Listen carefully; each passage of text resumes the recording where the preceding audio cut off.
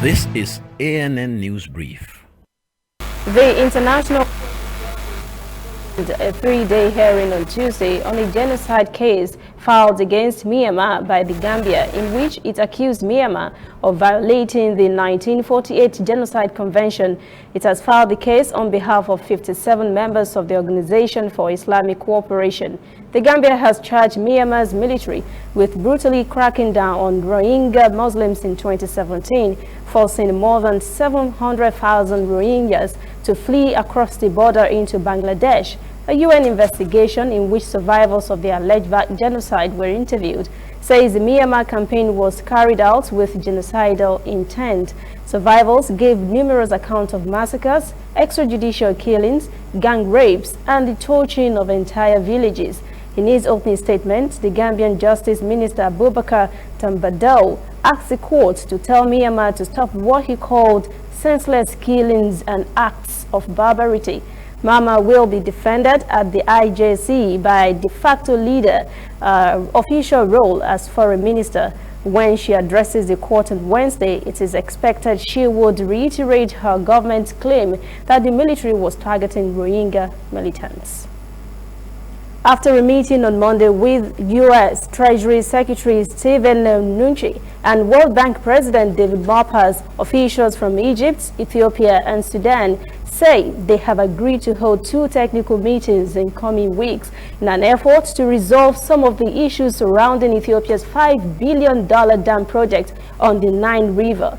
In a joint statement, the group of officials said 2 more technical meetings will take place in coming weeks to frame up rules and guidelines for the filing and operation of the dam. The statement further said the group of officials will reconvene in Washington in mid-January to review the results of the technical meetings, which will be held in Khartoum, Sudan, and Addis Ababa, Ethiopia. The Grand Ethiopian Renaissance Dam is about 70% complete and promises to provide much-needed electricity for Ethiopia's 70 million people.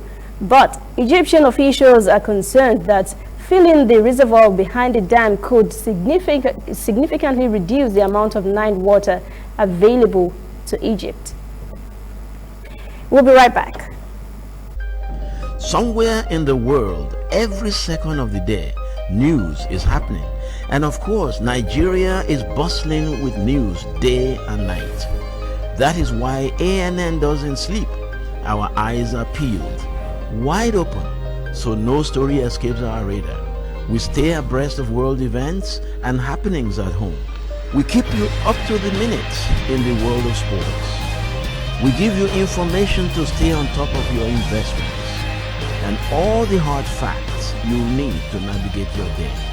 If you miss us on air, you can keep up to date on our website and on our social media platforms, Twitter, Instagram, and Facebook at ANN Africa TV.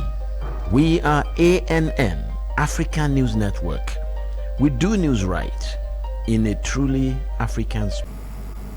Sudan's Prime Minister Abdallah Hamdok says his country is a success story in the making. He was speaking during a recent visit to Washington, where he also said the one goal that looms above everything else as he leads his war-torn country is to bring peace to the nation.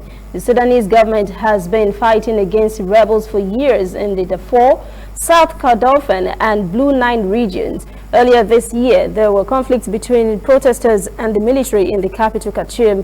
Hamdok is taking a different path from his predecessor Omar al-Bashir. The Prime Minister has promised to allow unfettered access for aid agencies to reach those in need. One of Hamdok's goals is to get the U.S. to remove the Sudan from the list of state sponsors of terrorism. The country was added to the list in 1993 when Al-Qaeda founder Osama bin Laden was living in the country. Being on the list, notwithstanding, the U.S. and the Sudan have agreed to resume diplomatic relations and exchange ambassadors. That is ANN News Brief at 10. For details on these and other breaking stories, visit our website, annafrica.news. Conversation continues on our social media platforms, Twitter, Instagram, and Facebook at ANN Africa TV. I'm Lucy Adeyemi.